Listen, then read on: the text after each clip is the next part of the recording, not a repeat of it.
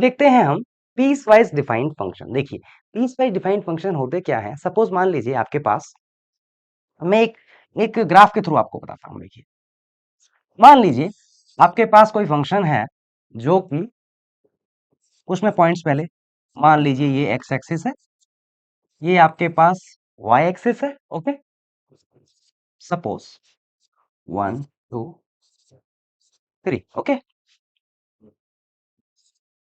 Suppose मान लीजिए कोई फंक्शन है जो 0 और 1 के बीच में कोई भी वैल्यू नहीं लेता, और 1 और 2 के बीच में इस फंक्शन की वैल्यू अगर मैं मान लेता हूं 2 के ही इक्वल होते हैं, और 2 से 3 के बीच में फिर ये डिफाइंड नहीं है, और 3 से 4 के बीच में मान लीजिए इसकी वैल्यू है 3, और फिर इसके बाद 4 टू 5 में डिफाइन नहीं है। तो ऐसे फंक्शन को जिनमें की कुछ पॉइंट्स ना हो के एक पूरे इंटरवल, जैसा कि इसमें आप देख सकते हैं, इस क्वेश्चन में जैसे देख सकते हैं आप। देखिए ये 0 से 1 के बीच में ये फंक्शन यहाँ पे ओपन आएगा। 0 से 1 इंटरवल में ये फंक्शन डिफाइंड नहीं है, नॉट डिफाइंड।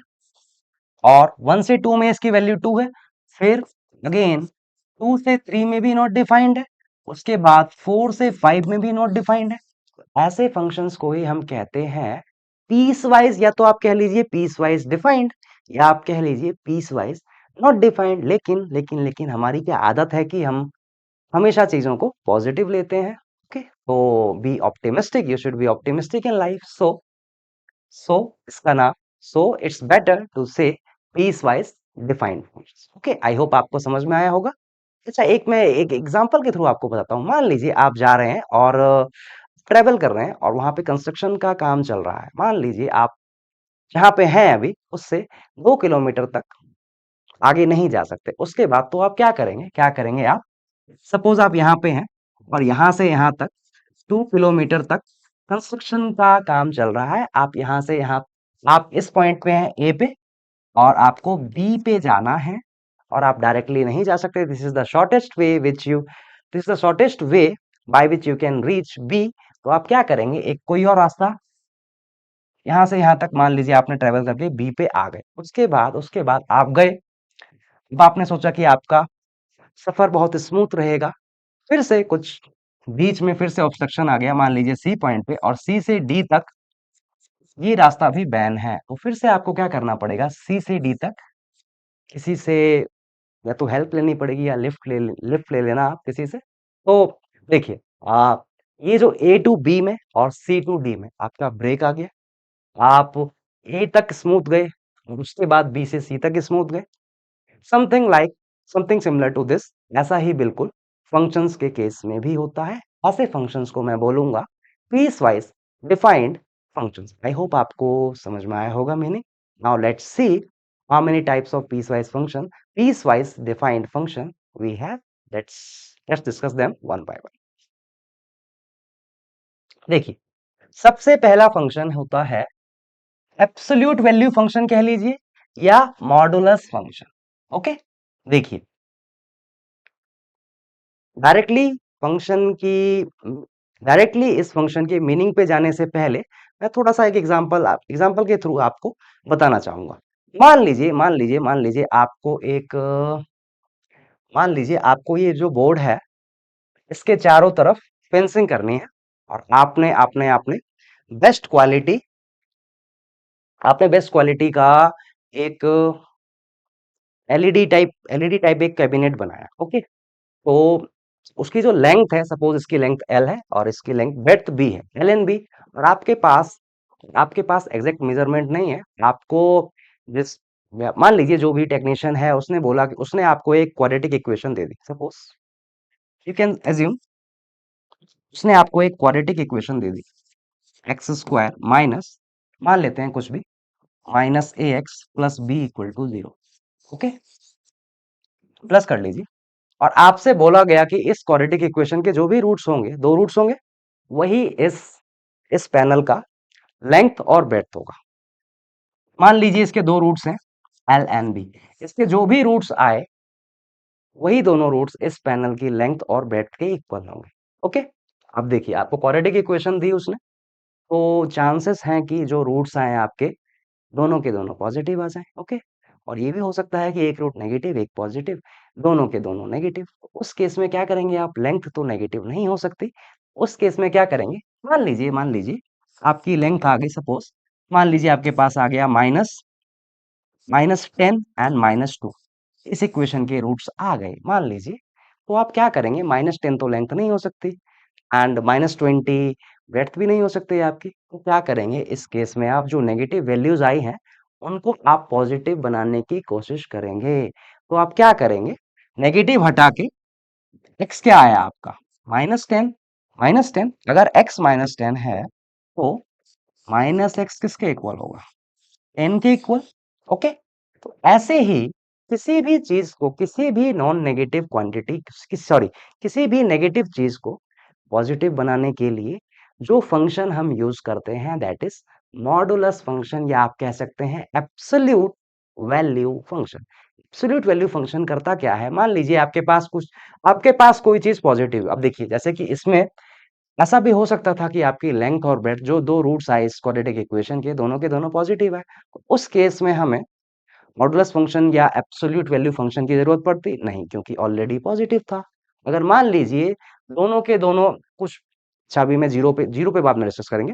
अगर मान लीजिए एक पॉजिटिव आता, एक आपकी लेंथ पॉजिटिव आ गई और ब्रेड्थ आपकी नेगेटिव आ रही है, तो इस ब्रेड्थ को मैं क्या करूंगा, मॉडुलस फंक्शन का यूज करके इस ब्रेड्थ को भी मैं पॉजिटिव बना लूंगा। ओके, तो यही रोल है मॉडुलस फंक्शन का। देखिए अगर मान लीजिए ब्रेड्थ आपकी नेगेटिव आती है, तो मैं क्या करूंगा, इसके आगे मॉड लगा दूंगा। इसके आगे जब मॉड लग गया तो ये पॉजिटिव बन जाएगा। तो मॉडुलस फंक्शन होता क्या है, कोई भी आपके पास मान लीजिए नेगेटिव चीज है, उसको आप नेगेटिव क्वांटिटी है तो उसको आप पॉजिटिव बना सकते हैं with the help of mod function, इसको कहते हैं मॉडुलस। इसका सिंबल ये होता है this। ये क्या रिप्रेजेंट कर रहा है, मॉडुलस ऑफ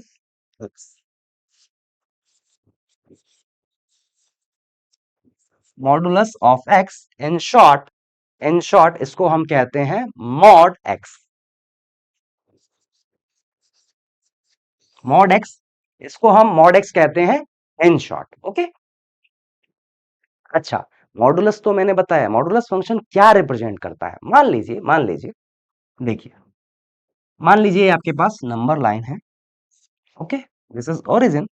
मान लीजिए आप अपने घर से चले and you travel 10 metres towards east.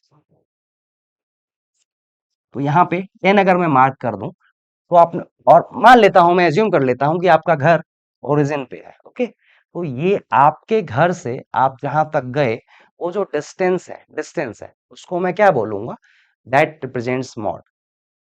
देखिए ये जो डिस्टेंस है 10 यूनिट्स, 10 यूनिट्स। अच्छा, आप ईस्ट की तरफ जा रहे हैं तो 10 यूनिट्स है। मान लीजिए आप एक दिन दूसरे दिन आपको उल्टा जाना पड़ा, या while returning back you are travelling from this point you have to travel from this point to this point to origin. तो ये जो डिस्टेंस है, आप अगर ओरिजिन के राइट में मूव करते हैं that distance is taken as positive, and origin से लेफ्ट में मूव करते हैं उस डिस्टेंस को हम नेगेटिव लेते हैं। तो क्या इस केस में आप ये कहेंगे कि मैंने -10 यूनिट्स डिस्टेंस ट्रेवल किया, नहीं। तो इस केस में यहाँ पे अगर मॉड लगा देते हैं तो डिस्टेंस आपका सेम ही रहेगा, डिस्टेंस कांट बी नेगेटिव। तो मॉड क्या रिप्रेजेंट करता है, it represents the distance between any two points, या आप कह लीजिए डिस्टेंस, या distance between any two points, या डिस्टेंस, या कोई भी एक नॉन नेगेटिव क्वांटिटी। अब मैं आपसे, इससे पहले मैंने बोला आपसे पॉजिटिव। अब देखिए मान लीजिए मॉड एक्स में अगर आप x इक्वल टू 0 के बारे में बात करते हैं तो यहाँ पे आप नेगेटिव लगा दीजिए तब भी 0 ही रहेगा।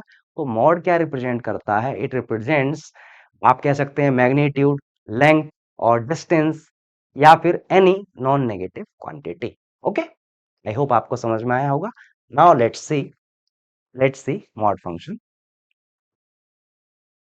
देखिए y equal to mod x, जैसा कि मैंने आपको बताया था। अब इसको ब्रेक कैसे करते हैं मैं सेपरेट स्लाइड में बताता हूँ आपको। देखिए ये फंक्शन है आपका y equal to mod x, इसको कहते हैं मॉडुलस फंक्शन।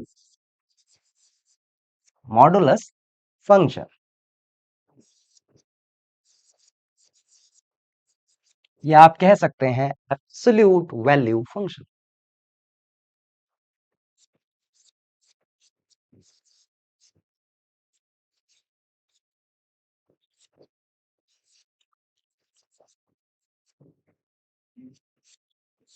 ओके, अब देखिए, आपको मान लीजिए मॉड एक्स दे रखा है, इसको ब्रेक कैसे करेंगे? देखिए, अगर आपका, जैसा कि मैंने आपको बताया था, क्वाड्रेटिक इक्वेशन के दो रूट्स हैं जिससे आप इस पैनल का लेंथ और ब्रेड्थ निकाल सकते हैं। अगर मान लीजिए दोनों के दोनों पॉजिटिव आ गए, दोनों के दोनों पॉजिटिव आ गए, तो हमें मॉड लगाने की जरूरत है नहीं। अगर मान लीजिए दोनों के दोनों पॉजिटिव आ गए, मान लीजिए आपके जो दो रूट्स आए वो आए आपके +10 एंड +20, ठीक है, तो इसमें तो मॉड लगाने की जरूरत नहीं है। लेकिन अगर आप मॉड लगा भी देते हैं तो कोई फर्क नहीं पड़ेगा। वैसे ही अगर आपका x पॉजिटिव है, if your x is positive, तो मॉड x इसके इक्वल होगा, x के ही इक्वल हो जाएगा। ओके, और अगर आपका x नेगेटिव है, if your x is negative, तो मॉड x इसके इक्वल होता है -x के। ओके, देखिए, मान लीजिए आपकी लेंथ आ गई -10, ओके, और लेंथ क्योंकि नेगेटिव नहीं हो सकती है, इस फंक्शन में अगर आप मॉड लगाते हैं, देखिए, मॉड ऑफ -10, अब जैसा कि मैंने आपको बताया मॉड लगाने पे पॉजिटिव आता है, तो पॉजिटिव कब आएगा? जब इसके पहले मैं एक और माइनस लगा दूं, तब पॉजिटिव बन जाएगा 10। यहाँ पे जो मैंने -10 लिखा, आप रिलेट कर सकते हैं, देख लीजिए, यहाँ पे जो माइनस है, ये -10 क्या था? ये था आपका x, ये क्या है पूरा आपका मॉड ऑफ x, तो मैं कह सकता हूं क्या, माइनस ऑफ x, जब x नेगेटिव होगा। ओके, और एक चीज और यहाँ पे देख सकते हैं आप, अगर x इक्वल टू 0 हो जाए तो वैल्यू 0,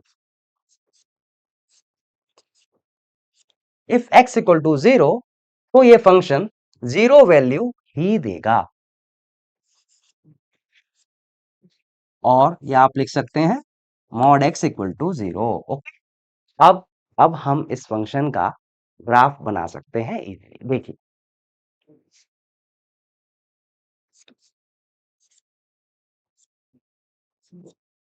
देखिए, ये x एक्सिस है और ये है y एक्सिस। ओके, अब देखिए, सबसे पहले इसमें जो x एक्सिस के करस्पॉन्डिंग जो भी वैल्यूज हैं, इनमें तीन पार्ट्स में देखिए ब्रेक कर दिया गया, फर्स्ट, सेकंड एंड थर्ड। जब x पॉजिटिव है आपका, तो मॉड x x के इक्वल है, या मैं कह सकता हूं y equal to x। Simple, function आपका y इक्वल टू x, और y इक्वल टू x का ग्राफ आपको पता है, y इक्वल टू x का ग्राफ होता है straight line something. x equal to 0 पे फंक्शन की वैल्यू क्या आ रही है? 0, तो ये 0 पॉइंट भी इसी में इंक्लूड हो जाएगा। और जब आपका x नेगेटिव है, when your x is negative, ये जो फंक्शन, इसकी क्या वैल्यू आ रही है? -x, या मैं कह सकता हूँ y इक्वल टू -x। और y इक्वल टू -x का ग्राफ आपको पता है, देखिए, y इक्वल टू -x का ग्राफ होता है ऐसा।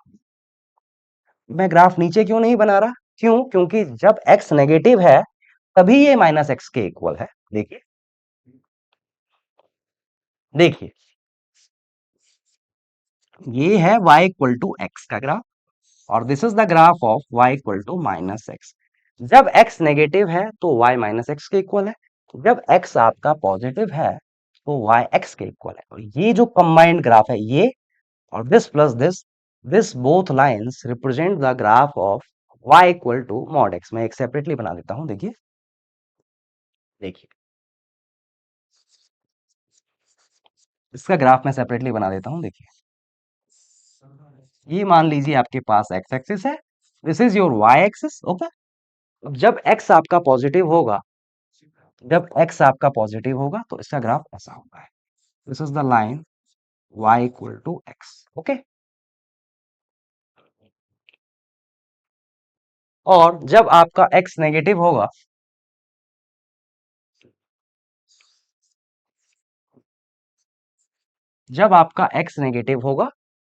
तो y -x से इक्वल होगा। और ये दोनों जो लाइंस हैं, this and this whole is representing the graph of y equal to mod x।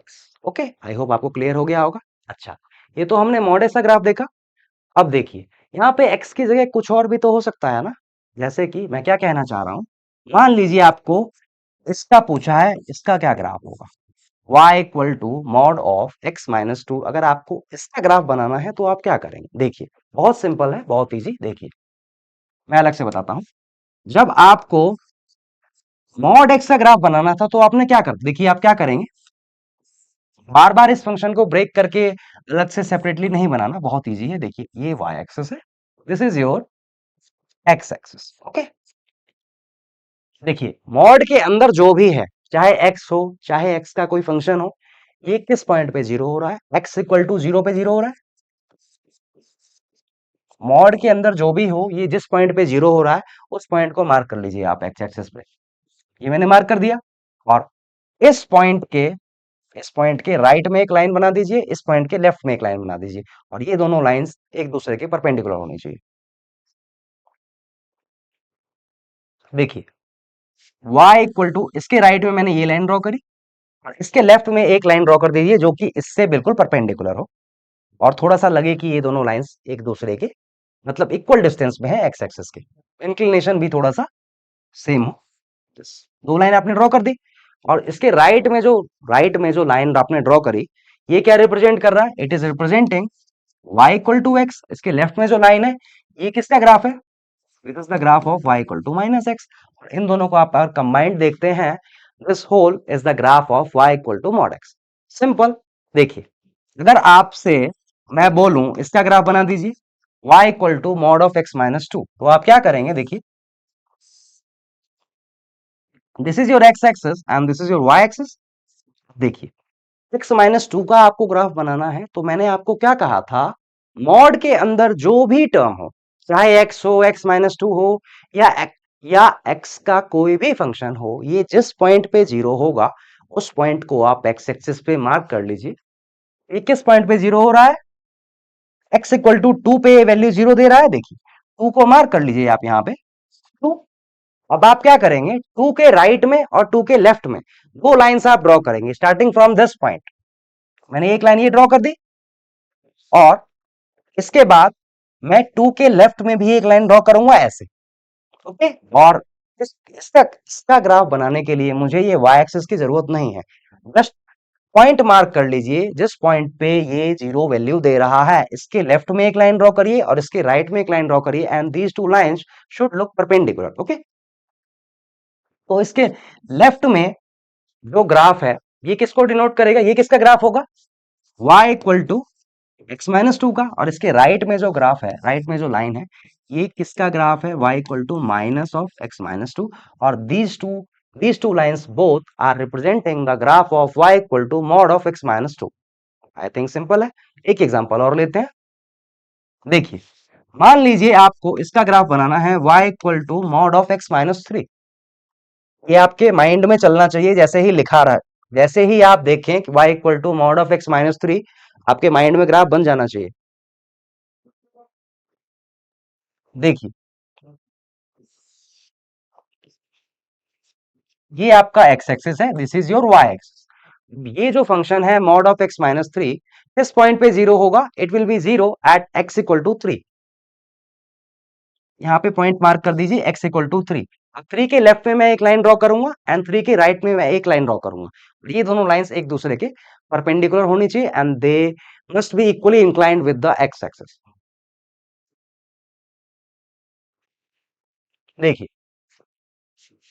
ये थ्री है, इसके लेफ्ट में मैंने एक लाइन ड्रॉ करी, और इसके राइट में ये जो लाइन है आपकी थ्री के लेफ्ट में, ये किसका ग्राफ है? y equal to x minus three का। और थ्री के राइट में जो लाइन है, एक्चुअली मुझे इसे डिफरेंट कलर से मार्क करना चाहिए था।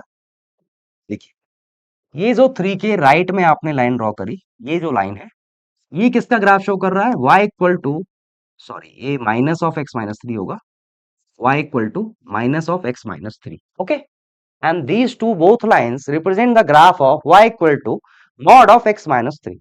आई होप ये क्लियर है।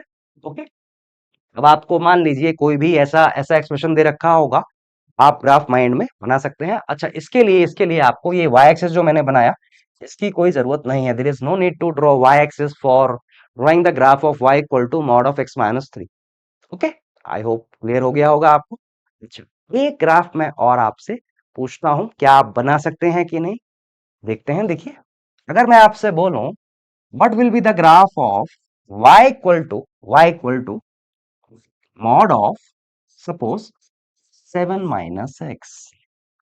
क्या आप मुझे इसका ग्राफ बता सकते क्या आप बता सकते हैं इस फंक्शन का ग्राफ कैसा होगा? देखिए, जैसा कि मैंने आपको बोला था, मॉड के अंदर जो भी हो वो जीरो कहां पे हो रहा है? देखिए, मॉड के अंदर इसमें क्या है? 7 माइनस एक्स। ओके, देखिए,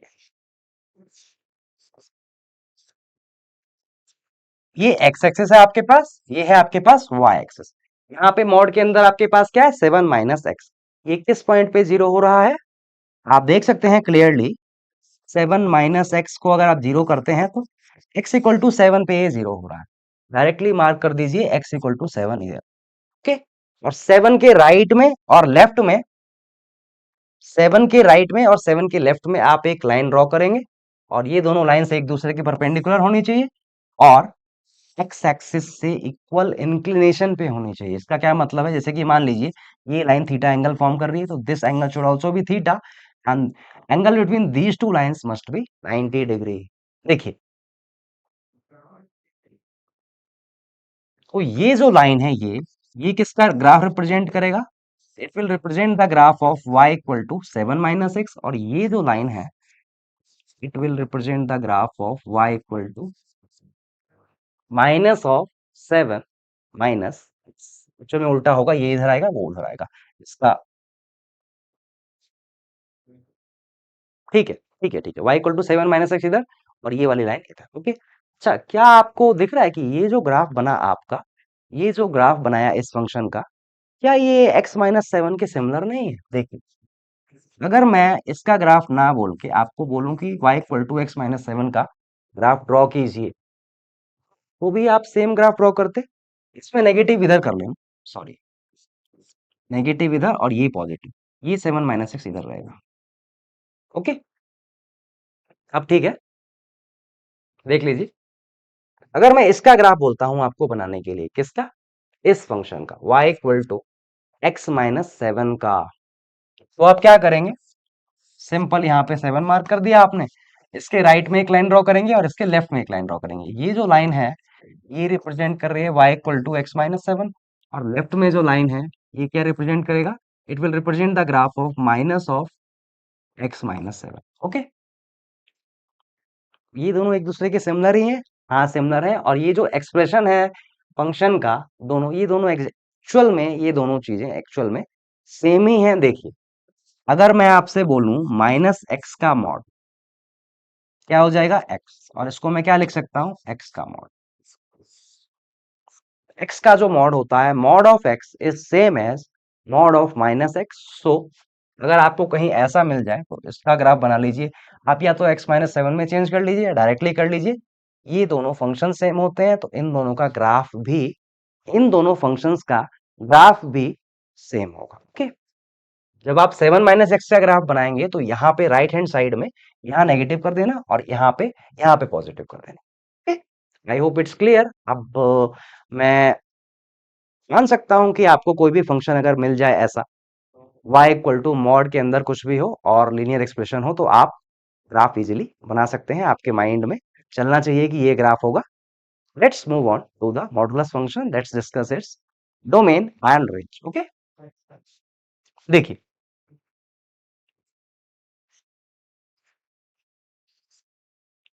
ये एक्स एक्सिस, ये वाई एक्सिस,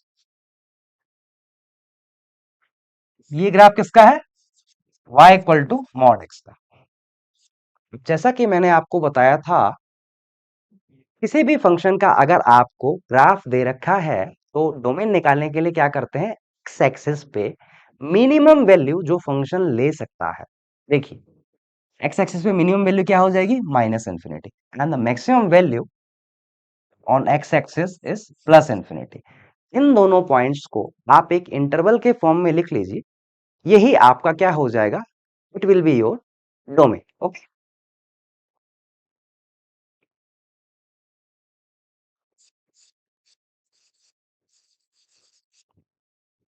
तो आपका डोमेन हो जाएगा minus infinity to infinity. Okay, और अगर मैं रेंज की बात करता हूं इस क्वेश्चन में, आप देख सकते हैं क्लियरली, वाई एक्सिस पे मिनिमम वैल्यू क्या है? 0 and the maximum value which the function can give is plus infinity. Plus infinity value किस पे आएगी? अगर आप x equal to plus infinity रखते हैं then this function will tend to plus infinity. इस फंक्शन का रेंज क्या हो जाएगा जी? What will be the range of this function? The range of this function will be from 0 to infinity including 0. Okay.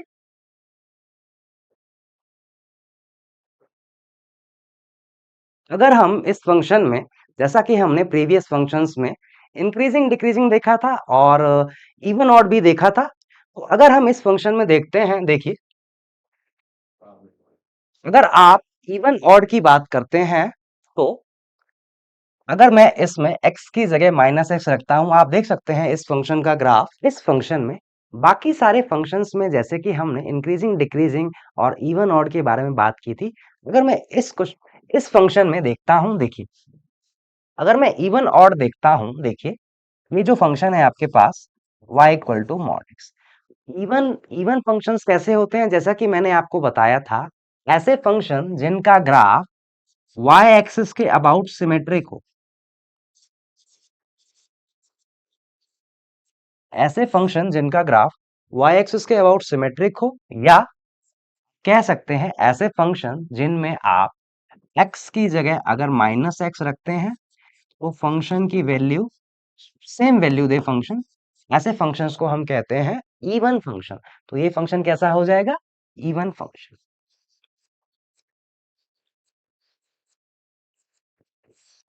और इस function में अगर मैं आपसे इंक्रीजिंग डिक्रीजिंग के बारे में बात करता हूं, देखिए आपके पास फंक्शन था y equal to mod x. अगर आप x इक्वल टू 1 पे वैल्यू देखें तो y equal to 1, x equal to 2 पे फंक्शन की वैल्यू देखें तो y equal to 2, x equal to minus 3 पे फंक्शन की वैल्यू देखूं तो y इक्वल टू 3। अब देखिए इस पार्ट में अब x पॉजिटिव है तो ये फंक्शन कैसा है? इंक्रीजिंग। जब x आपका नेगेटिव है, देखिए x इक्वल टू माइनस 4 पे फंक्शन की वैल्यू क्या आ रही है? 4। आप देख सकते हैं x की वैल्यू जब आपकी इंक्रीज हो रही है तो फंक्शन की वैल्यू क्या हो रही है? आपकी डिक्रीज हो रही है। Okay, x equal to minus 3 पे फंक्शन की वैल्यू 3 थी, जब x आपका डिक्रीज हो रहा है तो फंक्शन की वैल्यू इंक्रीज हो रही है। तो जब x आपका नेगेटिव है उस पार्ट में ये डिक्रीजिंग है, जिस पार्ट में x पॉजिटिव है उस पार्ट में ये इंक्रीजिंग फंक्शन है। तो on the whole modulus function is neither increasing not decreasing. Okay, I hope आपको समझ में आया होगा। This was all about modulus function. The next function which we are going to discuss is greatest integer function, piecewise function में next function that is signum function. हमने modulus function देखा था, signum function जो होता है modulus function से ही derive होता है। आप कह सकते हैं इससे थोड़ा somewhat it is somewhat similar to the modulus function. देखिए सिग्नम फंक्शन होता क्या है? मान लीजिए आपने मॉडुलस फंक्शन देखा था, सिग्नम फंक्शन, आपने मॉडुलस फंक्शन देखा था। क्या होता है modulus function? y equal to mod x. Okay, mod के अंदर क्या है? इसमें x है ना, इसी x से आप डिवाइड कर दीजिए इसको बस। तो इसी को हम कहते हैं सिग्नम फंक्शन। और इसका एक्सप्रेशन या तो आप ऐसे लिख सकते हैं या क्या कर सकते हैं, मॉड x को ऊपर लिख लीजिए और x को नीचे। कहीं पे आपको ये एक्सप्रेशन दिख जाएगा और कहीं कहीं आपको ये एक्सप्रेशन दिख जाएगा। तो ये दोनों ही सिग्नम फंक्शन को डिनोट करते हैं। आप देखिए, अब डिस्कस करते हैं सिग्नम फंक्शन के बारे में। जैसा कि आपको पता है मॉड फंक्शन का, आपको पता ही है अगर x पॉजिटिव होगा तो ये फंक्शन मॉड x किसके इक्वल होता है? x के इक्वल। x बाय x क्या होगा आपका? 1 के इक्वल आ जाएगा। और अगर अगर आपका x नेगेटिव होगा, x नेगेटिव होता है तो आपको पता है मॉड x क्या, अगर x नेगेटिव है तो मॉड x माइनस एक्स के इक्वल होता है। तो इस केस में y क्या आएगा आपका? Minus x by x. इस केस में आपकी जो फंक्शन की वैल्यू आ रही है that is coming out to be -1। Okay, तो इसमें एक पॉइंट मिसिंग है, x इक्वल टू 0 पे क्या होगा? ध्यान से सुनना, बहुत इंपॉर्टेंट पॉइंट है। देखिए अगर मैं मॉडुलस फंक्शन की बात करता हूं तो x इक्वल टू 0 पे 0 वैल्यू दे रहा है। लेकिन ये जो सिग्नम फंक्शन इसका जो एक्सप्रेशन है, इसमें डिनोमिनेटर में x है। अगर आपको मैं बोलूं कि x 0 हो जाए तो आप सीधा बोलेंगे कि x इक्वल टू 0 पे फंक्शन अनडिफाइंड है, 0 पे आप वैल्यू कैसे ले रहे हैं।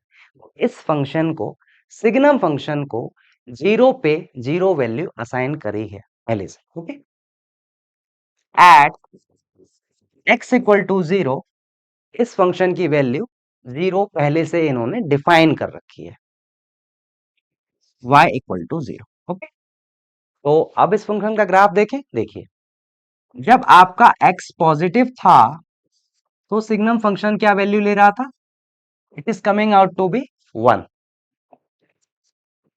इफ अगर आपका x नेगेटिव है तो ये फंक्शन क्या वैल्यू ले रहा है, -1।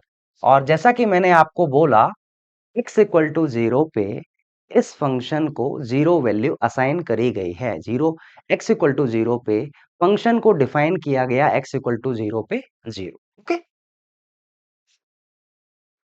और जब आपका x इक्वल टू 0 पे वैल्यू 0। ओके, अच्छा, अब इसका ग्राफ बनाते हैं। देखिए,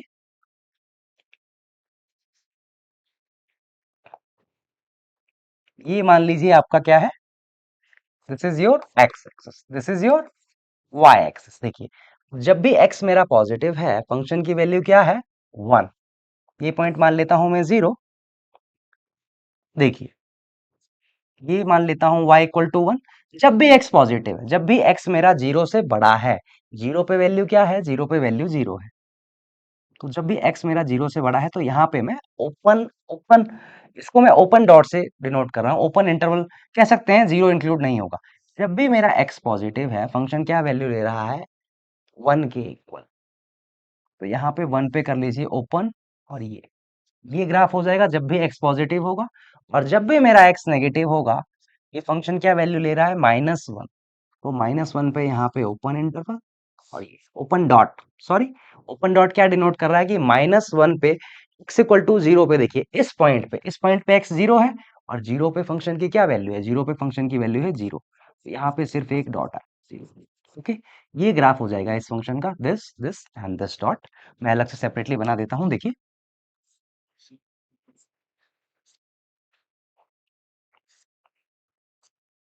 this is your x axis, this is your y axis.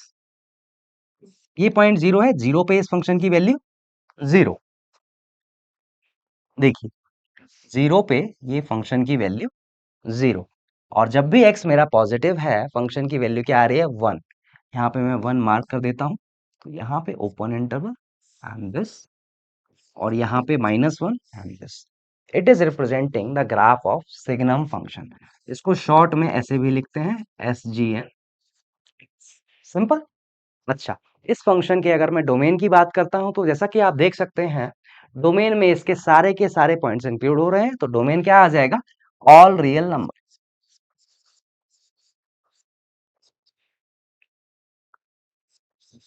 All R. और अगर मैं रेंज की बात करता हूं इस फंक्शन की, देखिए y एक्सिस पे मिनिमम वैल्यू जो ये फंक्शन ले रहा है, क्या ले रहा है, -1। आप देख सकते हैं, ये -1 y एक्सिस पे मिनिमम वैल्यू, y एक्सिस पे मैक्सिमम वैल्यू जो फंक्शन ले सकता है, दैट इज 1। और ये वाला पॉइंट 0। और इन दोनों को छोड़ के, इन तीनों पॉइंट्स को छोड़ के और कोई भी वैल्यू फंक्शन नहीं ले रहा एक्चुअल में। यहां से लेके फंक्शन कंटिन्यूअस नहीं है, ये वाला 0 पे डिसकंटिन्यू हो रहा है। तो तीन ही वैल्यू आएंगी रेंज में, -1, 0 and 1। Okay, this was all about signum function. अच्छा, एग्जाम में सिग्नम फंक्शन के क्वेश्चंस अगर आते हैं, उसको आप मॉड फंक्शन, एक्चुअल में जो हमने ये जो फंक्शंस पढ़ रहे हैं, मॉडुलस फंक्शन, इसको जब हम 12th में फंक्शंस करेंगे तो पूरे डिटेल में हम मॉडुलस फंक्शन की एक एक प्रॉपर्टी डिस्कस करेंगे। तो एग्जाम में अगर सिग्नम फंक्शन का क्वेश्चन आता है तो उसको आप मॉडुलस फंक्शन अगर आपका अच्छा है तो उससे आप टैकल कर सकते हैं। Now let's move on to the next function which we have is greatest integer function. बहुत इंपॉर्टेंट है, इसकी कुछ प्रॉपर्टीज होती हैं, और ये फंक्शन ऑलमोस्ट कैलकुलस में, पूरे कैलकुलस में यूज होता है। इसको हम बिल्कुल भी स्किप करने का मत सोचना। बहुत ही इंपॉर्टेंट है, बहुत इजी, इंटरेस्टिंग है। देखिए, ग्रेटेस्ट इंटीजर फंक्शन, जैसा कि आप नाम देख सकते हैं, ग्रेटेस्ट इंटीजर फंक्शन, इसको मैं सेपरेटली बताता हूँ। मान लीजिए आपके पास कोई नंबर है, सपोज कोई नंबर है, अभी मैं फंक्शन के बारे में बात नहीं कर रहा, just you have one number. मान लीजिए आपके पास कोई नंबर है, मैं नंबर ले लेता हूँ 5.1। ओके, इस नंबर को अगर मुझे ब्रेक करना है इंटीग्रल पार्ट और फ्रैक्शनल पार्ट, देखिए कोई भी आप नंबर चूज करते हैं, मान लीजिए आपने इंटीजर ले लिया तो उसमें फ्रैक्शनल पार्ट 0 हो जाएगा, इंटीग्रल पार्ट क्या होगा, जो नंबर होगा उसी के इक्वल होगा।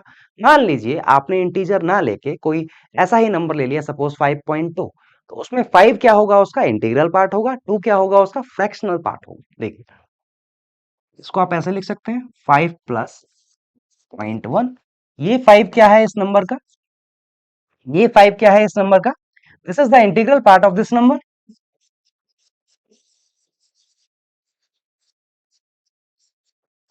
ओके, और ये जो 0.1 है, ये क्या है इस नंबर का, ये इस नंबर का फ्रैक्शनल पार्ट है।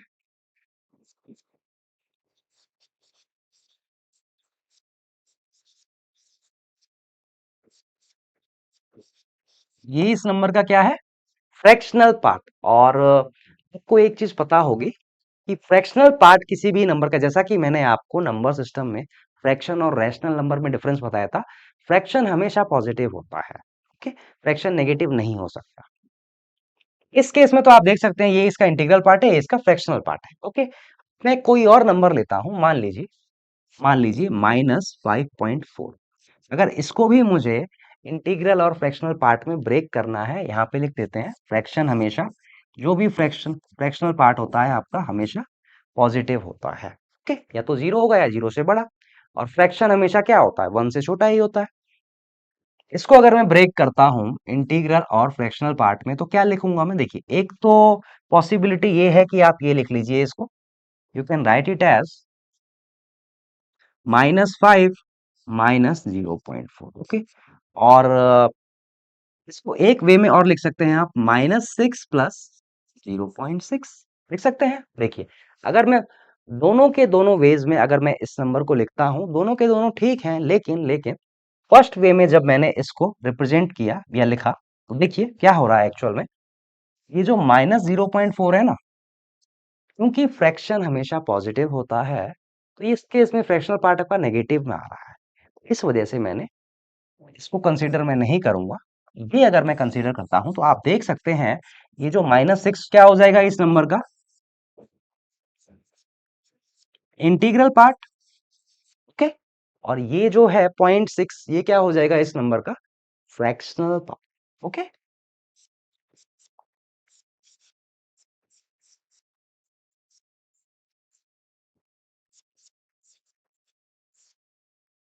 ओके, अब देखिए, यहाँ पे तो मैंने 5.1 लिया था। अब किसी भी नंबर का, ये तो मैं नंबर के बारे में बात कर रहा था, मान लीजिए कुछ भी हो, किसी भी फंक्शन फंक्शन के साथ भी ऐसा आप कर सकते हैं, किसी भी नंबर का उसका जो इंटीग्रल पार्ट होता है, इसी को कहते हैं ग्रेटेस्ट इंटीजर। मान लीजिए आपके पास x होता, x को अगर आप ऐसे लिखें, integral part plus fractional part. Okay, तो ये जो i है, यही हो जाएगा ग्रेटेस्ट इंटीजर ऑफ x। इस केस में 5 को मैं क्या बोलूंगा, I will call 5 as greatest integer of 5.1। इस केस में ये जो i है, i को ही मैं कहूंगा क्या, greatest integer of x, greatest integer of x। Okay, इसको डिनोट कैसे करते हैं, इसको ऐसे डिनोट करते हैं। इसका क्या मतलब होता है, इसका मतलब होता है greatest integer function, greatest integer function कह लें आप, या ग्रेटेस्ट इंटीजर ऑफ x कह लें, इसको हम इससे डिनोट करते हैं।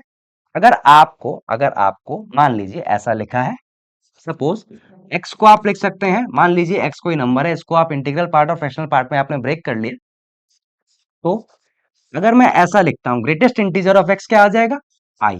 और फ्रैक्शनल पार्ट की अगर मैं बात करता हूं, फ्रैक्शनल पार्ट ऑफ x, इसको इससे डिनोट करते हैं, ये किसके इक्वल होगा, f के। यहाँ पे आप देख सकते हैं क्लियरली, ये क्या डिनोट कर रहा है आपका, greatest integer of x।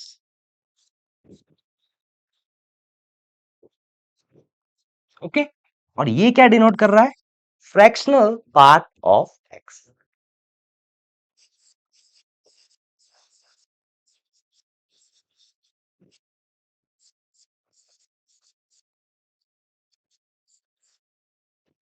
Okay, अब मान लीजिए यहां पे तो मैंने नंबर के बारे में बात कर रहा था, आपके पास नंबर की जगह मान लीजिए कोई आपके पास फंक्शन है, किसी फंक्शन को भी आप इंटीग्रल पार्ट और फ्रैक्शनल पार्ट में ब्रेक कर सकते हैं। ओके, मान लीजिए अगर आपको दे रखा है ऐसा, greatest integer of x equal to 2, x equal to 2। Okay, x कहां से कहां तक लाई करेगा आपका? देखिए, एक्स आपका 2 और 3 के बीच में होगा और इक्वालिटी 2 पे होगी, लेफ्ट हैंड साइड में इक्वालिटी होल्ड करेगी। देखिए, अगर मैं आपसे बोलता हूं -6.1 का ग्रेटेस्ट इंटीजर क्या होगा, तो क्या बोलेंगे आप? -7, ना कि -6। ओके, जब भी नेगेटिव में होता है तो क्योंकि आपका, इसको आप कैसे एक्सप्रेस कर सकते हैं? -7 प्लस 0.9। ओके, इसका अगर मैं आपसे -6.1 का फ्रैक्शनल पार्ट पूछूं तो क्या आ जाएगा? इसको मान लीजिए अगर मैं x से इक्वल लेता हूं तो ये आ जाएगा 0.9। देख सकते हैं आप? ओके, आई होप आपको क्लियर हुआ होगा क्या होता है ग्रेटेस्ट इंटीजर फंक्शन। अगर अगर आपको ऐसा दिया है, सपोज सपोज आपको दे रखा है that greatest integer of x equal to k। Okay, तो x कहां से कहां तक लाई कर सकता है? दैट इम्प्लाइज x जो है आपका k, k से ग्रेटर होगा, greater than equal to k and less than k plus 1। तो x आपका इस रेंज में लाई करेगा। इस पे भी क्वेश्चंस आते हैं, ये तो सिर्फ इक्वालिटी है। इसमें कुछ इनइक्वालिटीज भी होते हैं ग्रेटेस्ट इंटीजर फंक्शन में, वो जो हम जब हम 12th में फंक्शंस पढ़ेंगे तो पूरा डिटेल में करेंगे। ओके, देखिए, x यहाँ पे कहां से कहां तक लाई कर रहा है? k से k प्लस 1। ओके, इस फंक्शन का ग्राफ देखते हैं कैसा होता है। देखिए,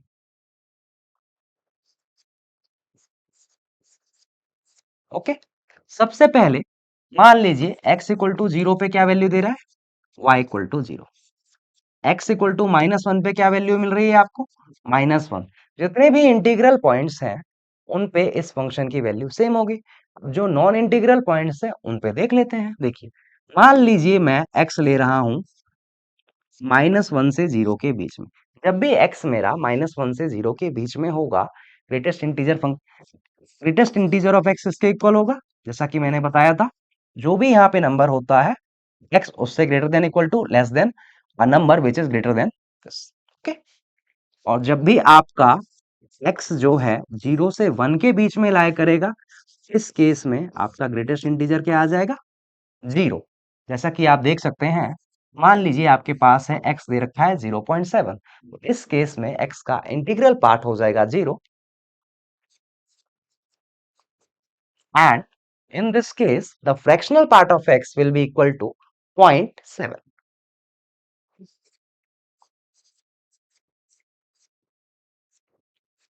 ओके, देखिए, और अगर आपका x मान लीजिए 1 और 2 के बीच में लाई कर रहा है तो इस केस में आपका जो ग्रेटेस्ट इंटीजर हो जाएगा, ग्रेटेस्ट इंटीजर ऑफ x, ये 1 के इक्वल होगा। अब इसका ग्राफ प्लॉट करते हैं। देखिए,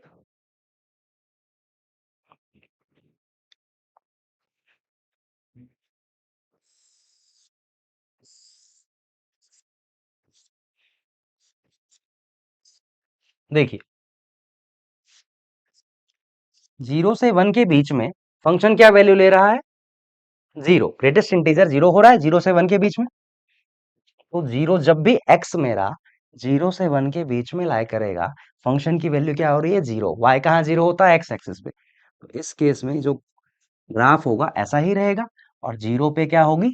इक्वालिटी। 0 पे यहाँ पे क्लोज्ड आएगा। ओके, अच्छा, आप एक चीज देखिए, जब मेरा फंक्शन 1 से 2, जब तक x मेरा 1 नहीं हो जाता, ये फंक्शन इसकी वैल्यू 0 ही रहेगी। जब x मेरा 1 हो जाता है तो ये फंक्शन क्या वैल्यू लेगा? 1। At x equal to 1 the function takes value 1, और जब तक ये 2 नहीं हो जाता, x 2 के इक्वल नहीं हो जाता, फंक्शन की वैल्यू 1 ही रहेगी। जब आपका x 2 हो जाएगा तो फंक्शन की वैल्यू भी 2 हो जाएगी।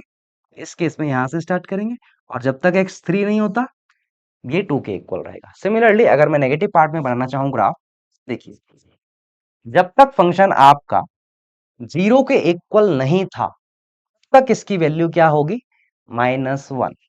देख सकते हैं आप, ओके। और -1 पे इसकी क्या वैल्यू होगी, देखिए -1 से 0 के बीच में ये फंक्शन क्या वैल्यू लेगा, -1 से 0 के बीच में, -1 से 0 के बीच में ये फंक्शन -1 के इक्वल होगा। देख सकते हैं आप, देखिए -1 से 0 के बीच में, इसको रब कर दीजिए, जब भी x मेरा -1 और 0 के बीच में है, इस फंक्शन की वैल्यू क्या आ रही है, -1।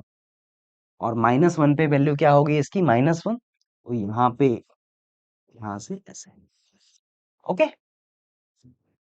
और जब मेरा x -2 के इक्वल हो जाएगा तो फंक्शन क्या वैल्यू लेगा, -2। -2 पे वैल्यू क्या होनी चाहिए, यहाँ पे -2। और जब तक x -1 नहीं होता तब तक वैल्यू इसकी -2 ही रहेगी। तो इसका ग्राफ ऐसा हो जाएगा, आप देख सकते हैं। अच्छा, इस फंक्शन के अगर मैं डोमेन की बात करता हूं तो domain will be the set of, जैसा कि आप देख सकते हैं इस फंक्शन का डोमेन क्या है, set of all real number, सारी वैल्यू ले रहा है। और इस फंक्शन की रेंज क्या होगी, इस फंक्शन की रेंज क्या होगी, डोमेन ऑल रियल नंबर्स। अगर मैं रेंज की बात करता हूं इस फंक्शन की, इस फंक्शन की रेंज आप देख सकते हैं, सारे के सारे इंटीग्रल पॉइंट्स, ये फंक्शन इंटीग्रल वैल्यू ही दे रहा है। तो जितने भी इंटीजर्स हैं सिर्फ वही इसका रेंज फॉर्म करेंगे। रेंज क्या होगी, the set of integers, okay. I hope आपको क्लियर हुआ होगा। will do will do the next function, the next piecewise defined function, that's least integer function, fractional part function।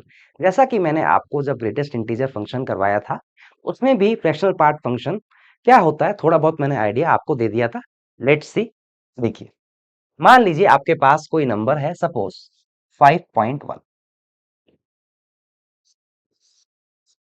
अगर मैं इस नंबर का इंटीग्रल पार्ट और फ्रैक्शनल पार्ट अलग अलग कर लूं, सेपरेट कर लूं, तो मैं इसको लिख सकता हूं 5 प्लस 0.1। ये 5 क्या है इस नंबर का इंटीग्रल पार्ट, और ये 0.1 क्या है इस नंबर का फ्रैक्शनल पार्ट,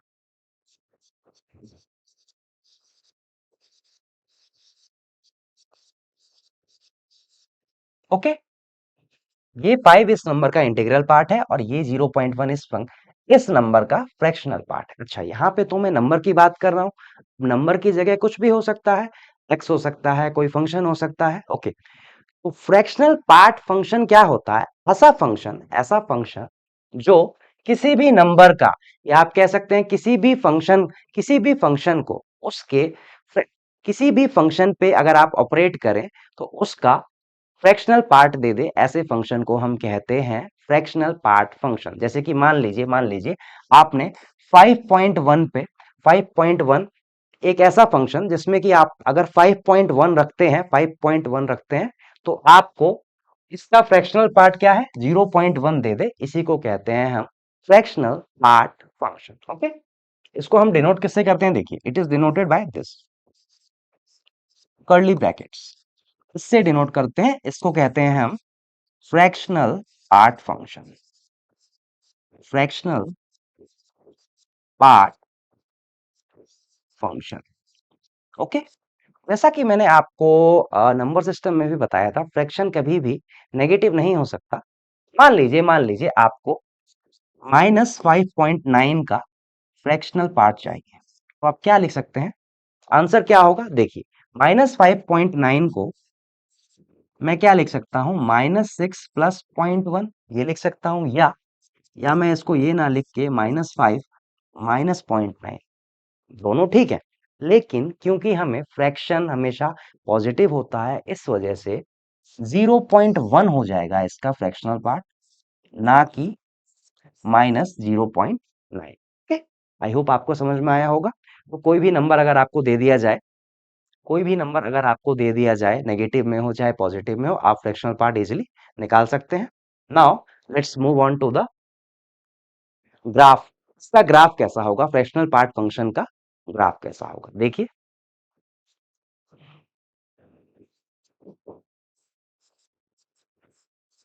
मैं मान लेता हूं x अगर मेरा 0 के इक्वल है तो फंक्शन क्या वैल्यू लेगा, 0।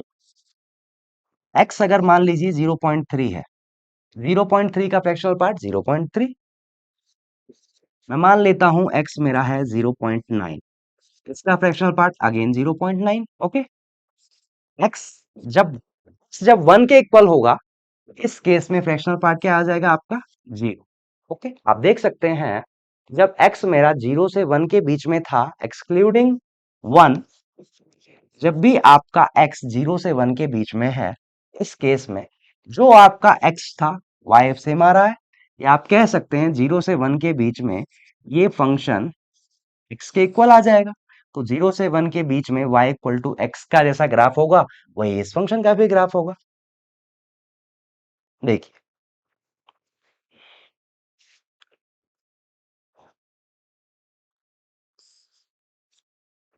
ये आपका x axis and this is your y axis. Suppose this is point 0, this is 1, this is 2। 0 से 1 के बीच में फंक्शन क्या वैल्यू ले रहा है, 0।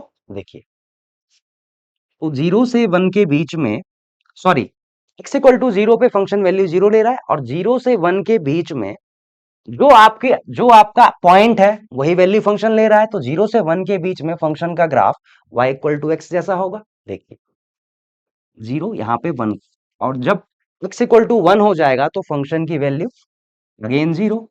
तो 0 से 1 के बीच में ऐसा ग्राफ होगा इसका। 1 से 2 के बीच में अगर मैं बात करता हूं, मान लीजिए x है आपका 1.3, इसका जो फ्रैक्शनल पार्ट आ जाएगा क्या आ जाएगा, 0.3।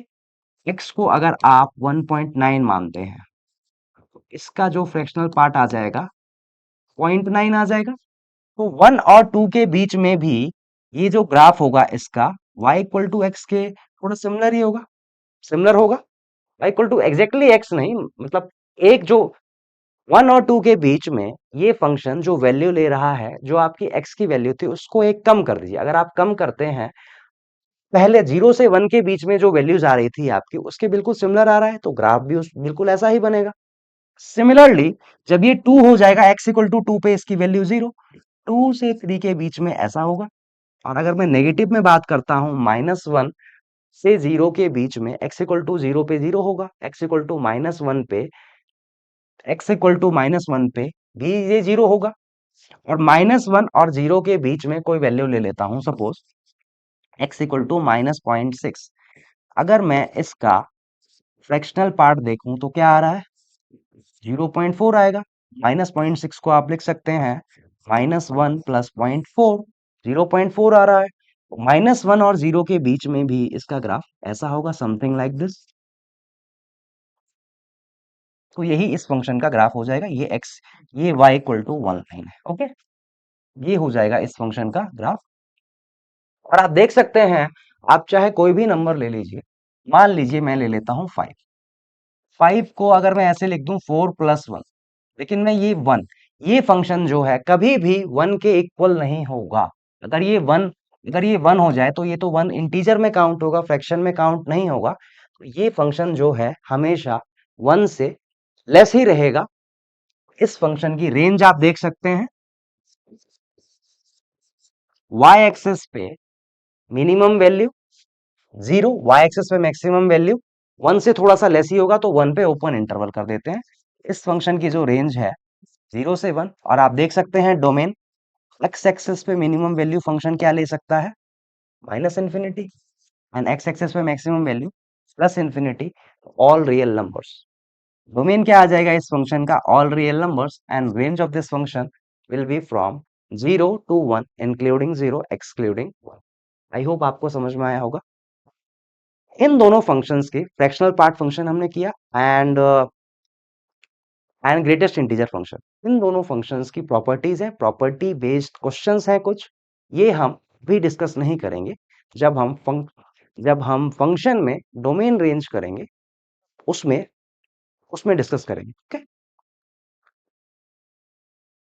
Let's see let's see least integer function, let's discuss least integer function. जैसा कि आपको मैंने ग्रेटेस्ट इंटीजर फंक्शन बताया था, लीस्ट इंटीजर फंक्शन उसी से ही डिराइव्ड है, या कह सकते हैं उससे थोड़ा सा सिमिलर है। देखिए, मान लीजिए x इक्वल टू 5.4 आपको दे रखा है और आपसे बोला गया इसका ग्रेटेस्ट इंटीजर क्या होगा, तो आप बोलेंगे 5 होगा। ठीक है, लीस्ट इंटीजर फंक्शन में क्या होता है, ग्रेटेस्ट इंटीजर x का जो भी ग्रेटेस्ट इंटीजर आता है उसमें आप 1 ऐड कर दीजिए, वही x का लीस्ट इंटीजर हो जाएगा। मैंने आपसे क्या बोला, देखिए, अगर आपको x का लीस्ट इंटीजर निकालना है, लीस्ट इंटीजर ऑफ x अगर आपको फाइंड करना है, तो सबसे पहले ग्रेटेस्ट इंटीजर ऑफ x निकालिए, उसमें 1 ऐड कर दीजिए, यही आपका हो जाएगा लिस्ट इंटीजर ऑफ x। या आप कह सकते हैं list integer function, list integer function greatest integer function में अगर आप 1 ऐड कर देते हैं तो जो फंक्शन फंक्शन आता है उसको हम कहते हैं लिस्ट इंटीजर फंक्शन। और you can say a function which converts x into greatest integer of x plus 1 is called least integer function। अब least integer function को कैसे डिनोट करते हैं हम, इस केस में क्या आ जाएगा least integer, देखिए 5 प्लस 1 6 हो जाएगा, इसका लिस्ट इंटीजर हो जाएगा 6। ओके, लिस्ट इंटीजर फंक्शन को डिनोट किससे करते हैं हम,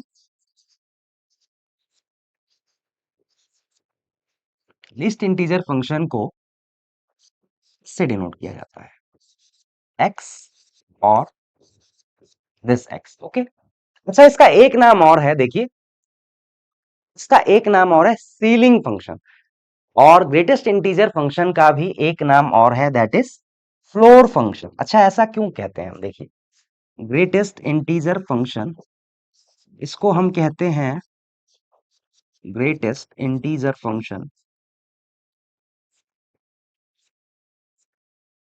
इसको हम फ्लोर फंक्शन कहते हैं, फ्लोर फंक्शन भी कहते हैं, और लीस्ट इंटीजर फंक्शन को कहते हैं सीलिंग फंक्शन। आप मान सकते हैं, मान लीजिए आप ग्राउंड फ्लोर पे रहते हैं, फर्स्ट फ्लोर पे जाने के लिए आपको स्टेयर से ऊपर जाना पड़ेगा। वैसे ही आप देख सकते हैं इन दोनों फंक्शंस में ग्रेटेस्ट इंटीजर फंक्शन को आप एज्यूम कर सकते हैं कि ग्राउंड फ्लोर पे, और लीस्ट इंटीजर फंक्शन को फर्स्ट फ्लोर पे। ग्रेटेस्ट इंटीजर फंक्शन में अगर आप 1 ऐड करते हैं तब आपको लीस्ट इंटीजर फंक्शन मिलता है। वैसे ही आप एज्यूम कर सकते हैं, नाम आपको याद हो जाएंगे। एग्जाम में कभी कभी ग्रेटेस्ट इंटीजर फंक्शन ना देके आपको ये वर्ड यूज कर सकते हैं, फ्लोर फंक्शन। ओके, या सीलिंग फंक्शन कह दिया आपको, तो सीलिंग फंक्शन क्या होता है, list integer function. List integer function क्या होगा, ग्रेटेस्ट इंटीजर फंक्शन में 1 ऐड कर दें तो वही हो जाएगा लीस्ट इंटीजर फंक्शन। ओके, अब देखिए, मान लीजिए आपको दे रखा है कि suppose least integer of x अगर आपको k के इक्वल दे रखा है, x का जो रेंज होगा इस केस में x will range from k to k plus 1, और इस केस में जो इक्वालिटी होती है वो राइट हैंड साइड में होती है k प्लस 1 में। अगर आपको, मैं दोनों एक साथ करा देता हूं, देखिए अगर आपको मान लीजिए, ये तो लिस्ट इंटीजर का बताया मैंने, अगर आपको greatest integer of x equal to k दे रखा है, इस केस में आपका x कहां से कहां तक लाई करेगा, k से k प्लस 1 के बीच में। और इस केस में इनइक्वालिटी इक्वालिटी आपकी लेफ्ट साइड में होती है, इस केस में इक्वालिटी आपकी राइट हैंड साइड में होती है। That's why we call this function as ceiling function and this function as floor function.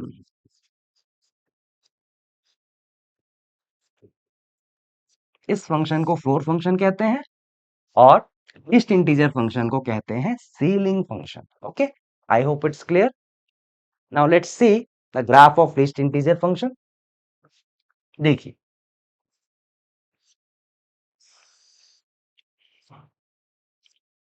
the x-axis, this is your y-axis। अच्छा, ग्रेटेस्ट इंटीजर फंक्शन का हमको ग्राफ पता है, आप इसका ग्राफ दो वेज में बना सकते हैं, या तो ग्रेटेस्ट इंटीजर फंक्शन का ग्राफ आपको पता है और लीस्ट इंटीजर फंक्शन में वन ऐड कर दे, तो जितनी भी वैल्यूज आ रही हैं ग्राफ को अगर आप वन यूनिट ऊपर शिफ्ट कर दें तो वही आपका ग्राफ हो जाएगा किसका, लीस्ट इंटीजर फंक्शन का। या आप डायरेक्टली डायरेक्टली आप पॉइंट्स प्लॉट कर लीजिए। देखते हैं, देखिए जब भी आपका x जीरो के इक्वल होगा, इस केस में आपका लीस्ट इंटीजर किसके इक्वल आ जाएगा, वन के इक्वल आ जाएगा। जब भी आपका x वन के इक्वल होगा, इस केस में आपका लीस्ट इंटीजर टू के इक्वल आ जाएगा। और जब x आपका मान लीजिए 0.5 है, ओके, इस केस में भी आपका जो लीस्ट इंटीजर है वन के इक्वल आएगा। और x जब तक आपका x वन नहीं होता, ये फंक्शन जब तक आपका x वन के इक्वल नहीं होता, इस फंक्शन की वैल्यू वन ही है। देखिए, तो जीरो से वन के बीच में इसका ग्राफ बनाते हैं। जीरो से वन के बीच में फंक्शन क्या वैल्यू ले रहा है, जीरो पे वैल्यू वन, 0.9 पे भी वैल्यू होगी वन। तो देखिए y इक्वल टू वन, यहाँ पे जीरो से वन के बीच में फंक्शन की वैल्यू वन है। जब तक ये फंक्शन वन जब तक x आपका वन के इक्वल नहीं आ जाता, तब तक इसकी वैल्यू वन है। जब x वन हो जाएगा, इस फंक्शन की वैल्यू टू। तो वन से टू के बीच में ये फंक्शन वन पे, इस फंक्शन की वैल्यू टू, फिर यहां से ग्राफ स्टार्ट होगा। और वन से टू के बीच में इसकी वैल्यू टू ही रहेगी। और जब ये x टू के इक्वल आ जाएगा तो इसकी वैल्यू फिर थ्री हो जाएगी, थ्री एंड फोर, यहाँ पे थ्री कर दीजिए। सिमिलरली जब आपका x माइनस वन से जीरो के बीच में होगा, जब भी आपका x माइनस वन के इक्वल होगा, इस फंक्शन की वैल्यू होगी जीरो। आप देख सकते हैं, देखिए माइनस वन का अगर आप ग्रेट लीस्ट इंटीजर फंक्शन निकालते हैं तो क्या आ जाएगा, minus one plus one, zero. Minus one से बड़ी कोई वैल्यू लें आप, मान लीजिए माइनस पॉइंट फाइव लिया आपने, इसका अगर मैं लिस्ट इंटीजर फंक्शन निकालता हूं, जैसा कि आपको पता है माइनस 0.5 का ग्रेटेस्ट इंटीजर क्या होगा, माइनस वन, और इसमें वन ऐड कर दूं तो जीरो। जब तक आपका x जीरो नहीं होता, तब तक वैल्यू इस फंक्शन की जीरो ही है। देखिए इस केस में ये ग्राफ हो जाएगा आपका दिस दिस, ओके। और अगेन जब आपका x माइनस टू होगा तो इस फंक्शन की वैल्यू क्या आ जाएगी, जब आपका x माइनस टू के इक्वल होगा तो इस फंक्शन की वैल्यू हो जाएगी माइनस वन। माइनस टू से माइनस वन के बीच में इस फंक्शन की वैल्यू होगी minus one, okay, and so on. Similarly जब आपका x माइनस थ्री के इक्वल होगा तो ये फंक्शन क्या वैल्यू लेगा, माइनस टू। ऐसे ही इसका ग्राफ होगा। आप देख सकते हैं, अगर मैं डोमेन की बात करता हूं, आप देख सकते हैं एक्स एक्सिस पे मिनिमम वैल्यू क्या ले सकता है function, that is minus infinity. और एक्स एक्सिस पे maximum value which the function can take is plus infinity. तो इस फंक्शन का डोमेन क्या आ जाएगा, the domain of this function will be all real numbers. और इस फंक्शन के अगर मैं रेंज की बात करता हूं, तो रेंज आपको देख सकते हैं, रेंज क्या आ रही है, ये हमेशा ये फंक्शन इंटीग्रल वैल्यूज ही देगा। तो इस फंक्शन का रेंज क्या आ जाएगा, सेट ऑफ इंटीजर्स, जिसको हम z से डिनोट करते हैं, okay. I hope least integer function आपको क्लियर हुआ होगा। Now let's move on to trigonometric function. Till then thanks for watching.